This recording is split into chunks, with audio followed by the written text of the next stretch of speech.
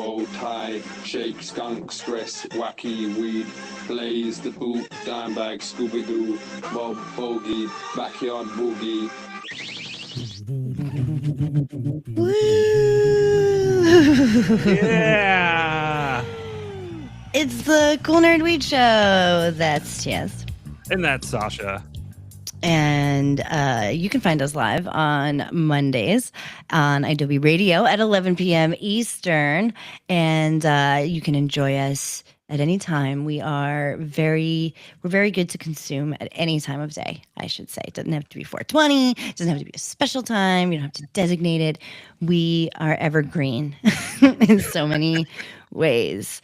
And we just wanted to gather and just give you a little bit of us, no matter where we are each week, because the world needs healing properties.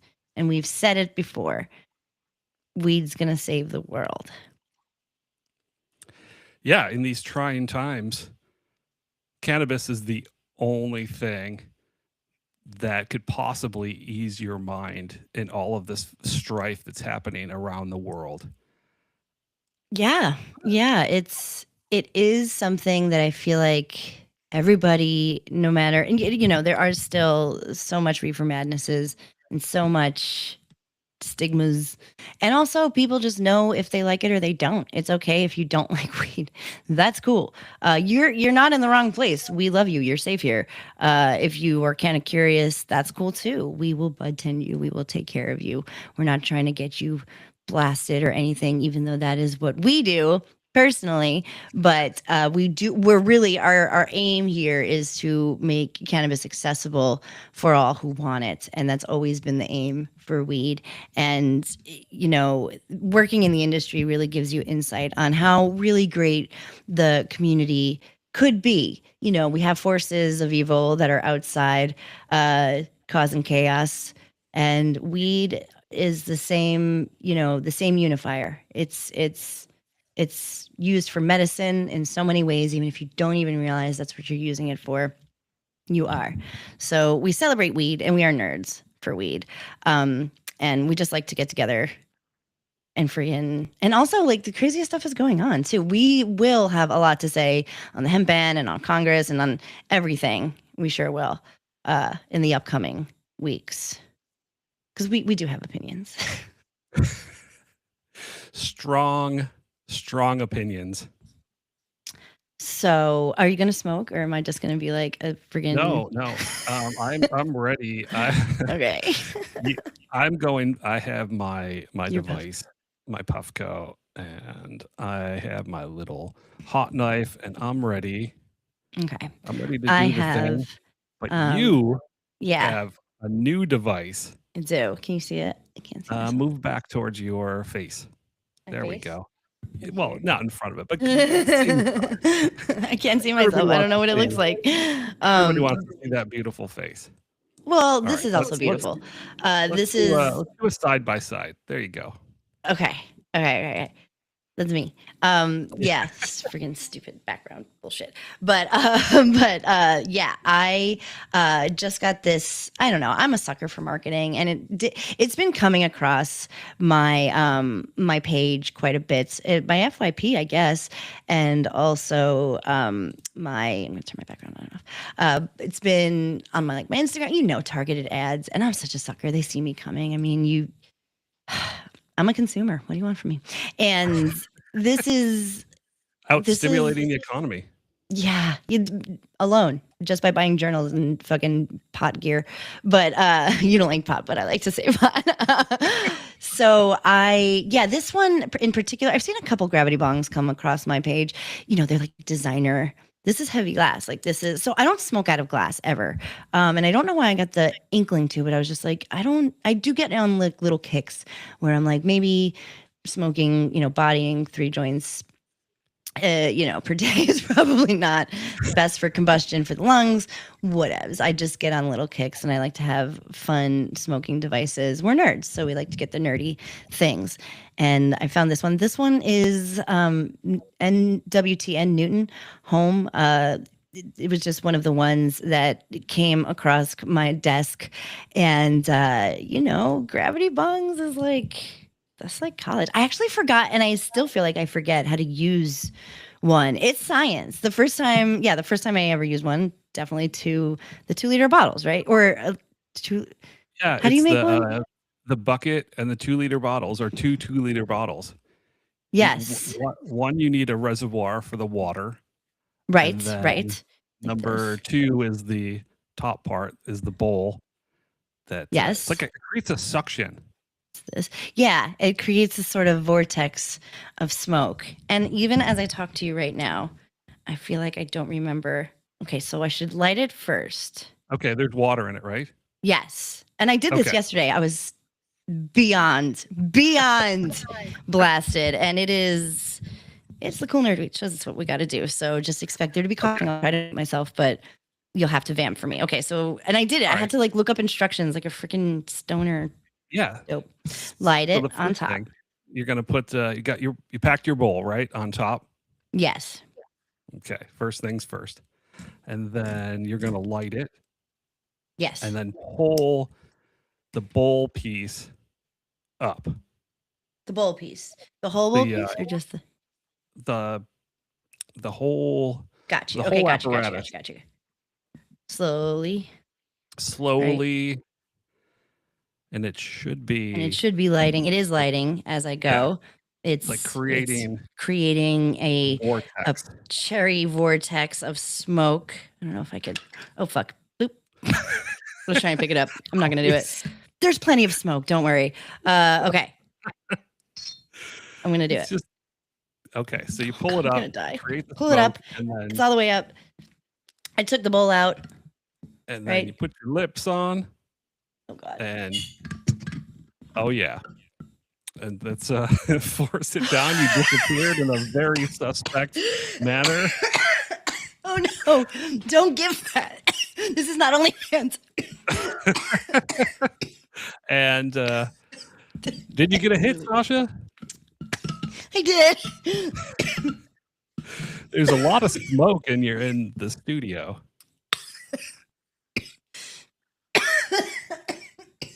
Now, while you're doing that, I'm going to hit What is in your Puffco pivot. My Puffco pivot is more of the Beazle by 710 Labs. Nice. Little sativa to start my day. Wow, that's quite delicious. I can't do a whole lot of this because then I just get confused. Fidgety. Mm-hmm. Confused. And oh, that's good stuff. That's good stuff. Yeah. When you do a gravity bong, your entire lungs are filled or expanded. They really are. To capacity. Literally. I did look like I was doing something dirty there, but nope. I wasn't. What? And I like it. What my strain desk is did too you small. put in? Just like, oh, I put it's like a 3 cheese blend. I had a lemon haze from Garden Greens. I wrote it down in my weed book and also in my weed journal because I'd be forgetting. But oh no, the browser storage. Ah, damn it. Well, we're doing so good. We're getting it. It's in the cloud. Okay. Should we keep going? Let's keep going. Okay. Okay. So, and this. Oh, I wanted to talk about this with you. I guess this will lead into our next thing that we're going to talk about, right? Yes. Never know, because you know what's in my mind. So I got this brand illicit, and this strain called Animal Star, and I gotta say, and I didn't actually even get it for THC percentage. I don't do that anymore. Okay, I go in for the terps and for strains that I recognize and that I know that I like. I smoke a lot of weed, and I do have a taste.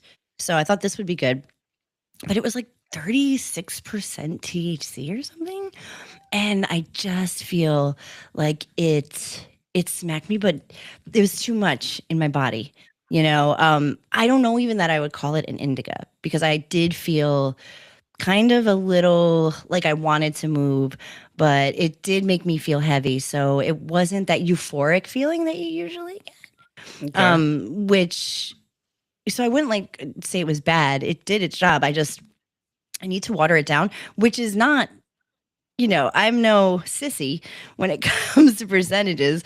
I certainly smoke a shit ton of weed, but I think even for the heavy hitters, literally these sorts of strains are strange because you don't really know what to expect and stuff. And we'll get into our land race chat in a minute. But all that said, I did have like lemon haze and a little bit of animal star, and I ground it all up. And there's still a little left in the bowl, so we'll see. Animal Star. Animal star, I, yeah. I don't think I've had that one. Yeah, I hadn't seen it either, so I just thought I'd try it. It was again like good and certainly hits, but almost a little like I don't want to say too much but I guess yeah, I wouldn't recommend this to somebody who's like just smoking, but it's got a sweet taste to it. So It's so if you're looking for real kind of medicinal strength, quote unquote feelings, it's a really classic hybrid moment. I just wanted to mix it up a little bit. I feel like I could use a balance for my own chemistries. You know what I mean? is it a cookie strain? I believe, yeah, it's an animal Animal cookies. Star cookies? Yeah, what is animal cookies and Stardog. Yes. Yeah. Yeah, yeah. So That's I love those two. Oh God, I love Stardog so fucking much. That's like one of my man. favorite strains of all time. I miss like a straight Star Dog. That was so good. Man, we had like the most firest of Star Dogs when we were The at first the time I ever meeting. had Stardog was here on the East Coast, if you can Oh, believe really? it. Okay. Yeah, it was. Okay. I mean, I'm sure we got it from California. I don't know who was growing it. It was. I think my dude would get Cali weed, and I remember I smoked it with my homie, and we're smoking a one hitter on like the West Side Highway, and we were in the sky, and we were so relaxed, but giggly and good and talkative. It's just such a great strain. Wait, is Stardog a hybrid of something, or is it I think so. I thought it was like a Chem Dog Chemdog? Yeah, cross, that makes sense. maybe with if I can Starfighter. Yes, I think that's it. Yeah. Oh, so good. Now we're talking about strains and we're talking about aspects of strains and what we like in different strains. And the whole reason why we do this is because weed does come from kind of all weed comes from these core strains that have been around, and we've talked about them quite a bit in the earlier shows. And I think they're just coming around to be talked about again. And I think it's interesting because when you talk about sativa, indica, hybrid, so on and so forth, I think it's important to note that those are not necessarily what you think they mean. So that's why you can smoke something labeled as an indica and feel like your heart is racing, and the reverse, smoke a sativa and feel couch locked. That can totally happen, is because it's not necessarily the best map to go off of in terms of effects. You obviously want to look at the terps, which we know make all the difference. And also you can play with percentages with these new hybrids and THC up and low and left and right. But the land races, those were, those were the OGs, literally. Yeah, the land races were like the indigenous populace of cannabis in your around the world, grown either naturally and then cultivated, possibly bred, but they were breeding what they had locally. Like, for example, the Hindu Kush Mountains where our quote indicas came from, they were growing short, stubby plants that were, very, very relaxing and making hash from them. In the specific climate, the plant adapts to whatever climate it's presented to. So the seeds were disseminated around the world, however that happened. Traders, aliens, Yeah, absolutely. These go back as old as time. They're the originals, and often, I mean, they're all but lost, I would say. I mean, there's obviously some like connoisseurs in the growing industry who try to keep it as pure as possible, but it's really difficult, in this day and age to find yourself a pure Durban poison or Hindu Kush. Like, these are two strains that you'd see all the time too back in the day, because they were still, growing wasn't done at like a mass scale. It was done by just growing what you had, what seeds you had locally, what seeds you just got.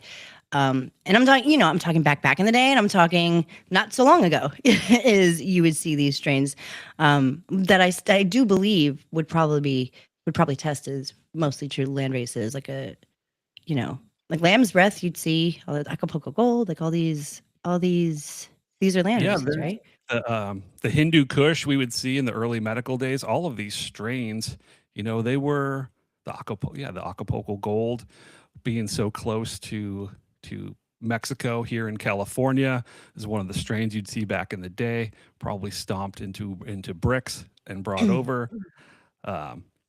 Sometimes it was a little nicer. I've heard people of like actually sailing boats to Thailand and picking up the Thai stick, coming back. And then in the certain climates, like, those areas are closer to the equator, so they get a lot of sun all year round. So those particular plants grew and stretched and became different than the same plant that was growing in the mountains in Afghanistan or in the jungles of Thailand. And Totally. each one developed its own characteristics, its own terpene profile. And,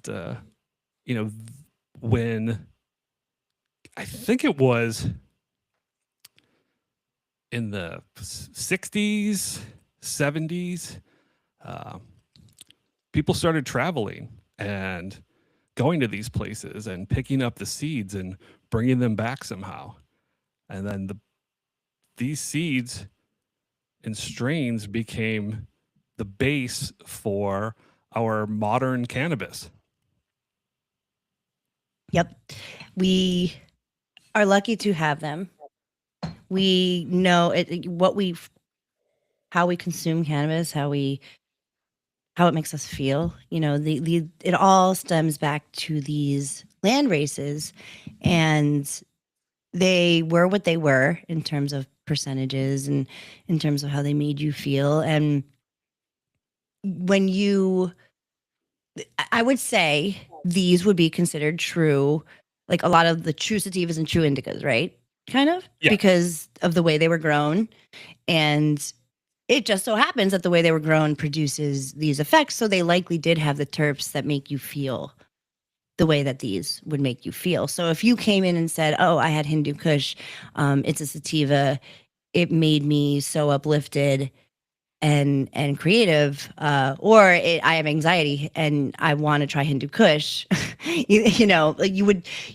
as a bud tender, we would know where to point you, and we would point you to something that would be a true indica and something that is, or whatever, a percentage that you want. I don't think it's difficult now with all the strains, but it is kind of crazy how cross all the crosses, and it just cross on cross on cross on cross. And you can always tell like what is the trend and what's going around. Obviously, everything was cookies for a while. Everything was Blue Dream. Everything was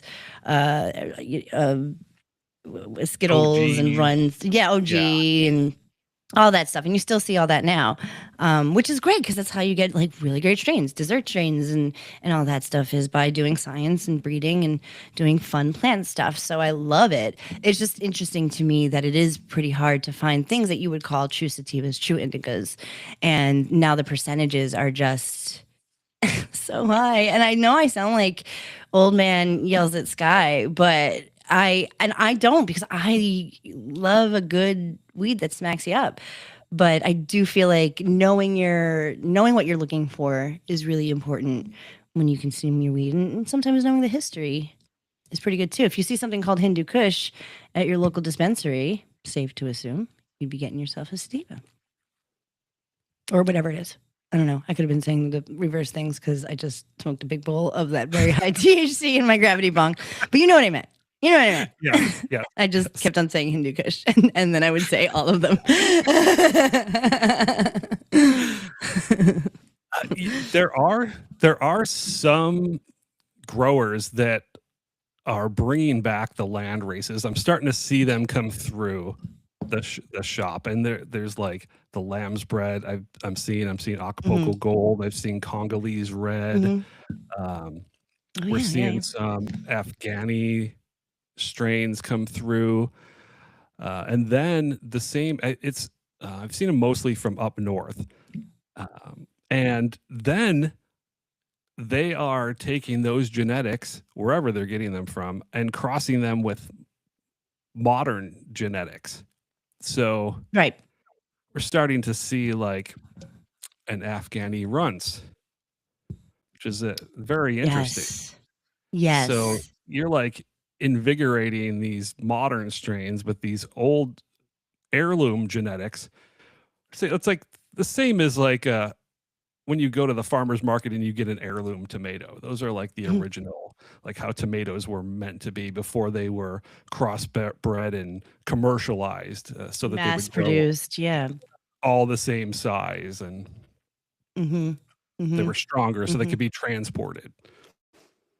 So totally. we, those new heirlooms